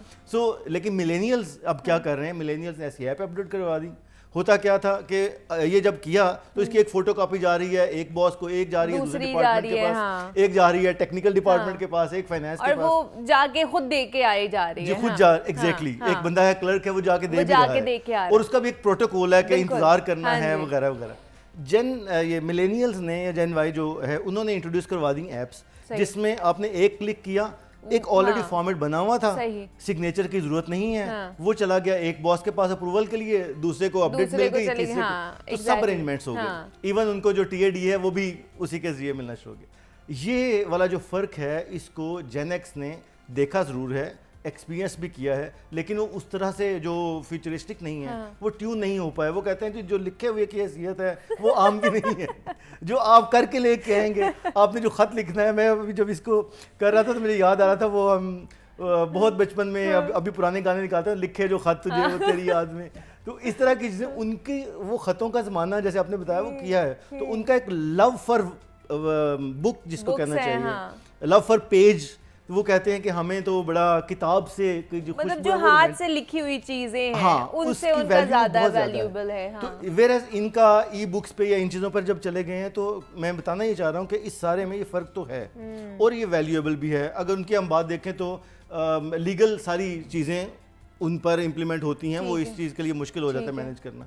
तो बात यह है कि अगर आप इन दोनों को बिठाते हैं साथ, क्योंकि एक में एक्सपीरियंस है, दूसरे में एनर्जी है, एनर्जी है, पावर है, हाँ। जी, इन दोनों ईज को अगर आप मिलाएंगे जिसमें एनर्जी आई, मैं इसको इसी तरह कहूँगा कि एक ब्रेन है और दूसरे बाजू दूसरे हैं। बाजू में true। अगर आपने बाजुओं को ये बताना शुरू कर दिया कि तुम्हें कुछ नहीं आता, तुम किसी काबिल नहीं हो, तो फिर ब्रेन वो भी बाजू कुछ में नहीं टिक कर जाएंगे। सकता ना। एग्जैक्टली, हाँ, अकेला ब्रेन भी तो कुछ नहीं कर सकता फिर। एब्सोल्युटली। हाँ। और अगर उसको ब्रेन को निकाल देंगे तो फिर ये तबाही फेर देंगे, फिर ये बस तबाही जाहिर सी फेल बात। देंगे, फिर तो वो Exactly. कहीं पर भी चल जाएंगे, फिर तो Exactly. पता नहीं चलेगा। तो हाँ। जी, तो इनका जो आपने जैसे सवाल किया था कि इसका फायदा होगा या फायदा या नुकसान होगा नुकसान। ऑर्गेनाइजेशन को, अगर स्मार्टली यूज किया जाता है तो इसका इन फायदा बोर्ड रूम, यस, जो जेनेक्स है उनको ओपन अप होना पड़ेगा। ठीक मैं है। हमेशा समझता हूँ एज कॉर्पोरेट ट्रेनिंग स्पेशलिस्ट भी और अपनी उम्र के इस हिस्से में भी कि जो बड़े हैं उनको ओपन होना पड़ेगा। मतलब थोड़ा सा रूम देना कि नए Yes. आने वालों को, कि आप उनको थोड़ी सी एक्सेप्टेंस अंदर अपने अंदर लेकर आए। एग्जैक्टली और एटलीस्ट ये दे दें कि लेट्स से अगर आपने एक आइडिया दिया है जेन जी, हम एक रूम बनाते हैं जिनमें जेन एक्स, जेन वाई, जेन जी ये सब हैं, और जेन जी एक आइडिया देते हैं कि जी ये काम ऐसे हो सकता हाँ है, जी। जो आपने 6 स्टेप ऐड किए हुए हैं हम एक स्टेप से कर एक स्टेप सकते से हैं। कर सकते तो हैं। उनको ये ना कहें कि क्या फजूल बात है, ये नहीं हो सकता। उन्हें कहें कि ठीक है आप कर दें। हाँ। तो अगर वो करके दिखा देते हैं और आपके सामने ले आते हैं तो आपका सिस्टम एजाइल हो गया ना। तो आप उनको शटअप कॉल देने की बजाय उनको एक जिम्मेदारी दे दें। आई ऑलवेज से देखिए, जिम्मेदारी जब आप देते हैं किसी को तो उसकी एक नहीं 6 डायमेंशंस खुल के सामने आती हैं, तो उसको जिम्मेदारी दे दें। सो जो बोर्ड रूम है, मैं चाहूँगा कि बोर्ड रूम मीटिंग्स में जो कॉर्पोरेट सेक्टर में होती हैं उसमें इन तीनों जनरेशंस का आपस में कोलैबोरेशन बहुत जरूरी है। अच्छा। And the good news is कि ठीक। Gen Z is open to collaboration, ठीक है। They are open to feedback. तो जब ये सुनने के लिए भी तैयार हैं, मिलके काम मिलने करने के लिए भी काम के, तैयार हाँ। हैं, और जेन जी सिर्फ लोकली मिलके काम नहीं कर ठीक रही, है। ये इंटरनेशनली मिलके काम कर इंटरनेशनली रही भी है। एग्जैक्टली, हाँ। इन्होंने ऐसे डॉलर्स उन जगहों से कमाए जिन लोगों की शक्लें नहीं देखी हुई, तो जिनमें ये कैपेसिटी मौजूद है उनको आप इतना सा टाइम दें कि वो अगर कोई फीडबैक देते हैं, कोई बात करते हैं, आपके काम के बारे में बताते हैं कि ये सर ओल्ड फैशन है, तो उसको माइंड ना करें बल्कि उसको एक्सेप्ट करें कि हो सकता है ओल्ड फैशन, तो नया एक तरीका हम ले लेते हाँ। हैं। So work together. Work together करने की कोशिश करें ताकि आगे निकल सके। अच्छा, दूसरा ये मुझे मसला लग रहा है कि कॉर्पोरेट लाइफ में जो कह ले कि हुकूमत है वो या तो जेन एक्स की है और जेनिलियल्स की है, वो आ चुकी है, जैसे आपने कहा था कि अब ये उनकी आ चुकी है, तो फिर मिलेनियल्स क्या करेंगे? उनका क्या होगा? ऊपर तो वो है, नीचे वालों का क्या होगा? बल्कि एग्जैक्टली, बल्कि मिलेनियल्स के साथ अब जो जेन जी ने आना शुरू किया है उनके साथ 2 मसाइल हैं, अगर मैं जेन जी की अच्छा। क्विकली बात कर सकूं। हाई एनर्जी तो है ही है, उनमें काम का स्किल भी है, मेहनत करने को दिल भी करता है, और जो हार्मोनल एक एक्टिविटी है उसकी वजह से वो बड़े हाई एनर्जी है। अच्छा। हाई एनर्जी के साथ वो शॉर्ट टेम्पर्ड भी हैं। सो ये एक नेचुरल सी बात है, सही। ये टीन एज में या अर्ली 20s, मिड 20s में भी वो एक फौरी तौर पे डिप्रेस हो जाना, फौरी तौर पे खुश हो जाना, ये चीज़ें उसके साथ चलेंगी। तो जो मिलेनियल्स को आई स्ट्रांगली रिकमेंड, मिलेनियल्स में जहाँ पे दरमियान में हमने अपने जीनियल्स का नाम लिया, तो इनका काम ये है कि एक तो ये दोनों के दरमियान ब्रिज करवाएं गैप को, क्योंकि ये हाई एनर्जी है। हाई एनर्जी का मतलब, हाई एनर्जी के साथ जो पक्स हैं वो ये है कि काम बड़ी जल्दी करेंगे, एक्टिवली करेंगे। प्रॉब्लम है ये गलतियां भी करेंगे, और गलतियां करेंगे तो अगर आप इनको डांटेंगे तो ये शेल में चले जाएंगे। तो इनको डांटते हुए आपने इंश्योर करना है कि एक मखसूस डांट डपट रखें कि करेक्शन हो सके, इतनी ना हो जाए कि आप स्नब कर दें और वो बिल्कुल शेल में चले जाएं। तो व्हाट आई रिकमेंड इज, इनमें हुकूमत तो एक्स के पास है और वो they will enjoy it but for about 10 years at least. जी जी जी, तो आपके लिए ये खुशखबरी है या बुरी खबर है, लेकिन ये है कि काम करना पड़ेगा। 10 साल के लिए उन्होंने रहना है। कमोबेश। Okay. तो लेकिन उनकी जो प्लसेस हैं उनको यूटिलाइज जरूर करना चाहिए कि इंडिपेंडेंट है, सेल्फ सफिशिएंट है। तो आपकी जो इसमें जेन जी है, इनकी कोलैबोरेशन जेन वाई मिलेनियल्स के अच्छा, आपने जेन जी की तो बता दी है कि उनके मसाइल क्या है, तो जनरेशन एक्स के और मिलेनियल्स के क्या हो सकते हैं मसाइल? जेन एक्स का जो सबसे बड़ा मसला है वो है they feel they are right. सही, ये सबसे बड़ा मसला है। मैं समझता हूँ सीनियर्स हमारे जो मुझे सुन रहे हैं उनको इस बात को समझना चाहिए कि they are not always right. आप उस अपने फ्रेम ऑफ माइंड से बाहर निकले फॉर गॉड सेक, कि अगर आपको लगता है कि सिर्फ आप ठीक हैं तो फिर यह भी हो सकता है कि सिर्फ आप गलत हो, बिल्कुल ऐसे पूरे रूम में। सो अपने आप को एक ये वाली चीज निकाल के अंडरस्टैंड द डिफरेंस जो ओवरऑल सोसाइटी में भी चल रहा है। Everything has been modernised. आप देखें ये कोविड ने तो दुनिया आधी बदल दी है। अभी कोविड से पहले हमारे पास ज्यादातर टेलीविजन प्रोग्राम्स भी इस तरह से।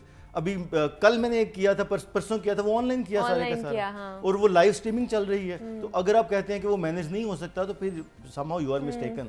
तो आपको जो जेन एक्स का मसला है जो मैंने आइडेंटिफाई किया, सबसे बड़ा ये है एक वेरी स्ट्रॉन्ग अथॉरिटी। आपको पता है कि हमारे पास पावर है। दूसरा है you are never wrong what you think. इन दोनों को आपको चेंज करने की जरूरत है। ठीक है, अच्छा दूसरा मुझे ये बताइए कि इन दोनों की जो दोस्ती है, इससे कंपनी को फायदा होगा या इनकी दुश्मनी से? दोस्ती से जी जी जी, दोस्ती से। ये बिल्कुल उसी तरह से ही है। हमेशा आप देखें जो बड़े लोग हैं ना, बुजुर्ग हैं, वो कहते हैं कि आपकी अगर 50 लोग बैठे हुए एक जगह पर, एक बुजुर्ग है, एक बाबा जी हैं, सिर्फ उसकी गाइडेंस, अगर वो स्टेबल कहना चाहिए, अगर वो प्रोग्रेसिव है, ठीक है, तो उनकी इनपुट और बाकी जो 50 लोग हैं, 49 लोग हैं, उनके बाजू, यानी वो काम करने की पोजीशन में, अगर ये है तो एक आइडियल कॉम्बिनेशन होता है मुझे किसी भी ऑर्गेनाइजेशन के लिए। लेकिन मैं यहाँ पर ये ज़रूर एक ऐड करना चाहूँगा बात कि ज़रूरी नहीं कि तमाम सीनियर्स उतने ही एफिशिएंट और प्रोग्रेसिव या फ्यूचरिस्टिक हों जितना कि होना चाहिए। देखिए मिसाल के तौर पे हम कहते हैं मेरा जी 20 साल का एक्सपीरियंस है, ठीक है, तो एक बड़े मज़े की बात किसी ने कही, उसने कहा जी नहीं आपका 20 साल का एक्सपीरियंस नहीं है, आपका 1 साल का एक्सपीरियंस है और 19 साल आपने वही काम रिपीट किया है। You haven't learned anything new. आपने ज़माने के साथ नई टेक्नोलॉजी नहीं सीखी, नया काम नहीं सीखा, नए एनवायरनमेंट नहीं सीखे, बस एक काम को आपने एक जगह पे किया, उसके बाद दूसरी जगह पे मूव हुए तो वहाँ पे वही मक्खी पे मक्खी मारी, तीसरी जगह पे वही किया, तो वो एक्सपीरियंस नहीं है, वो रिपीटिशन है। अच्छा, तो एक्सपीरियंस ये है कि आपने नए ज़माने के साथ साथ अपने फील्ड में रहते हुए जो चेंजेस की, क्या वो इम्प्लीमेंट की या नहीं की। So conclusively saying about this topic, आपने अगर फ्यूचरिस्टिक है, हमारे पास जेन एक्स और इवन जेन वाई के भी बहुत से लोग अब डिसीजन मेकिंग रोल में आ गए, अगर वो फ्यूचरिस्टिक है और प्रोग्रेसिव है, उसने वक्त के साथ साथ अपने आप को अपडेट किया है, तो उससे आइडियल बॉस कोई नहीं हो सकता। वो फिर पेशेंट भी होगा और वो फ्री आपको खुला हाथ भी देगा, लेकिन और उनके साथ अच्छा कोलैबोरेशन होगा। लेकिन अगर वो स्नब करने वाला शख्स है और वो ओपन नहीं है and he is always right, जो मैं बार बार जिस पे फोकस कर रहा हूँ, फिर वही पूरे एनवायरनमेंट को सफोकेट करेगा। अच्छा जी, तो मेरी सजेशन ये होगी, जो दुनिया भर में काम हो रहा है, सीईओज मींस जो ओनर्स हैं, और जो कॉर्पोरेट सेक्टर में जिस तरह से एक वर्ल्ड वाइड रिपीटेटिवली ये होती रहती है एक्सरसाइज, वो देखते हैं कि किन लोगों की प्रोडक्टिविटी ज़्यादा है ऑर्गेनाइजेशन में। तो अगर वो बोझ बन रहे हैं तो उनको अच्छे पर्क्स एंड बेनिफिट्स दे के निकाल दिए जाते हैं। हाँ जी, बिल्कुल ऐसे ही है, उनको दे देना चाहिए, क्योंकि उनकी वजह से नुकसान ज़्यादा हो रहा है। So the point I wanted to make is के इट इज़ नॉट अबाउट वो ज़्यादा बेहतर होगा या ये ज़्यादा बेहतर होगा, जो प्रोग्रेसिव ज़्यादा है, लर्न ज़्यादा कर रहा है, उसको आप उसके साथ आप काम कर सकते हैं। जो जेन जी और मिलेनियल्स हैं, इनमें इसलिए कैपेसिटी ज़्यादा है क्योंकि ये इनके हाथों में टेक्नोलॉजी चली है सारे की सारी, तो दैट इज़ वाई ये ज़्यादा एडेप्टिव हैं। बट इनका एक मसला अगर मैं क्विकली बता सकूं, इसको कहते हैं जेन मी, जेन मी जी, कि सिर्फ मैं ही हूँ? हाँ, ये नार्सिसिस्ट ज्यादा है। अच्छा। ये वॉशरूम में भी सेल्फी लेके अपलोड कर देते हैं। तो इनका जो वो मी वाला है उसको आपको कंट्रोल करना पड़ेगा। अगर ये खुद कर लेते हैं तो they will be very very very beneficial. Okay, अच्छा दूसरा ये कि कॉर्पोरेट सेक्टर किस तरह इन दोनों की कह लें कि बेहतर परफॉर्मेंस के लिए काम कर सकता है? कॉर्पोरेट सेक्टर के ऊपर क्या क्या जिम्मेदारी बनती है? ये बहुत अच्छा सवाल है। कॉर्पोरेट सेक्टर के ऊपर जिम्मेदारी ये है, सबसे पहले एक तो ये कि जेन एक्स को ट्रेन करें कंसिस्टेंटली कि फीडबैक किस तरह से लेना है जेन वाई से अच्छा। और जेन जी से। सही। उसकी वजह क्या है, आप देखें जैसे हम कह रहे हैं कि आपके पास एक्सपीरियंस है, तो इनके पास जो मैं पर्टिकुलरली इस वक्त फोकस कर रहा हूँ जेन जी पर। जेन जी पे जो आउटस्टैंडिंग इनका एक्सपोजर है आप उसको अंडरमाइन नहीं कर सकते। अच्छा। आप अगर मुझे आज बताएं कि आपकी कल बीबीसी की किसी वो उससे एंकर से बात हुई है और उन्होंने 2 दिन आपसे टिप्स दी हैं, तो आज एज वी स्पीक मुझे ये अजीब नहीं लगेगा। मैं कहूँगा अच्छा क्या बताया था उन्होंने। लेकिन अगर सिर्फ 15 साल पीछे चले जाएं तो मैं कहूँगा यार ये कैसे हो सकता है, आप कब इंग्लैंड गए, वो कब यहाँ पर आए, क्या हुआ, अच्छा इतफाकन हो तो यार पता नहीं कौन फेक बन के कर। लेकिन आप मुझे बताएं मैंने इंस्टा पे किया मैसेज, उन्होंने जवाब दे दिया, तो हो सकता है। सो ये जो हो सकता है वाली आपने टर्म यूज की है, ये वाली सबसे ज्यादा जेन जी के पास अवेलेबिलिटी है। उनके पास नए आइडियाज हैं, वो ऑनलाइन कमाइयाँ करते हैं, ऑनलाइन रिलेशनशिप बिल्ड होते हैं। आपको ओवरनाइट पता चलता है कि पाकिस्तान के और जर्मनी के 2 लोगों की शादी हो गई, एंड दे आर लिविंग। पहले तो कभी हमने ऐसा नहीं देखा था, तो ज्यादा ही हो रही है। हाँ, और पहले तो जाना पड़ता था ना। पहले यहाँ तो उधर से यहाँ आना पड़ता था, यहाँ से यहाँ जाना पड़ता था। एग्जैक्टली। तो ये वाली चीजें, ये इनका बहुत बड़ा प्लस है। इवन अगर if they are labelled as me, generation me and narcissist, that is okay. अगर if they are into their 20s तो उनका उतना हक है भाई। मैं जेन जी एक्स को हमेशा कहता हूँ कि आप भी ऐसा करते थे, लेकिन सिर्फ मसला सिर्फ ये था कि तब चूंकि डिजिटल मीडिया नहीं था तो आपके जो गड़बड़ है वो ज़्यादा फैली नहीं है। अच्छा। वरना आप देखें मुनीबा, गलियों में मोहब्बत करना, वो बाल बिखेर के चलना फिरना, जेन एक्स ने ये काम किए हुए हैं। हाँ, बिल्कुल ऐसे। जेन जी बेचारी चूंकि गलियों में फिरते फिरते तस्वीरें अपलोड कर देती है, तो वो ज्यादा लाइमलाइट में आ जाती है। Same goes for work place. तो जो गलतियां आपने की, जितनी ज्यादा तेजी से की, उनको मौका दें, मिलेनियल्स को भी और जेन जी को भी। They are not narcissist, they know themselves. वो नार्सिसिस्ट इसलिए हैं कि उनको अपनी लिमिटेशंस का अपना ज्यादा पता है। They are very much aware. Aware क्यों है? क्योंकि उनको ये पता है कि पाकिस्तान में क्या जुल्म ज्यादती उनके साथ हो रही है, जो अमेरिका में राइट्स मिल रहे हैं और वो यहाँ पर स्ट्राइव करने की कोशिश कर रहे हैं। सो दे नो इट। तो उसकी रिस्पेक्ट करें, उनको ओपनली बात करने का मौका दें, उनको कैथारसिस करने दें अगर वो करना चाह रहे हैं। तो जब वो बोल चुके हैं तो फिर आप अपना पॉइंट ऑफ व्यू दे सकते हैं। So what you have to do it to have a better work places कि जेन एक्स थोड़ा सा मेहरबान हो, हल्का फुल्का, और जेन जी की जो क्वालिटीज हैं, जैसे मैंने बात की है कि इनको नार्सिसिस्ट लेबल करने के बजाय या मीमी लेबल करने के बजाय, जो टाइम ने भी किया मैगजीन, ये करने के बजाय देखें कि वो क्यों ऐसा कर रहे हैं और उनको इफेक्टिव यूटिलाइज करें। ठीक है, मतलब सारे मिलकर अगर काम करेंगे, क्योंकि अब काम करना ही है ना, सारे मिलकर काम कर ले वो ज्यादा बेहतर है। मुनीबा देखें, सॉरी मैं आपकी बात कर रहा हूँ, देखें जो पर्सनल ब्रांडिंग करना आती जेन जी को करना आती है, जेन एक्स को और जेन वाई को भी नहीं करना आती। ये मैं बड़ी जिम्मेदारी से कह रहा हूँ। अच्छा। वो अभी भी कंटेंट इज द किंग पर फंसे हुए हैं, और वो जो है ना ढिंडोरा पीट रहे हैं कि हम अच्छी बात करें। भाई इनको बिकना और बेचना आता है तो आप क्यों नहीं इनसे फायदा? हाँ, बिल्कुल ऐसे ही है। अगर आपको लग रहा है कि वो आपको अच्छा सिखा सकते तो आप सीख ले। इसमें आरी क्या है, हर जी क्या है, लेकिन फिर भी जनरेशन एक्स और वाई तो फिर वाई है ना, अब क्या कर सकते हैं। ठीक है जी, एम फवाद साहब हमारे साथ मौजूद थे। फवाद साहब, बहुत शुक्रिया आपके वक्त का कि आप यहाँ पर आए, और हमें इजाज़त दीजिए। अपना बहुत सारा ख्याल रखिएगा। अल्लाह हाफिज़।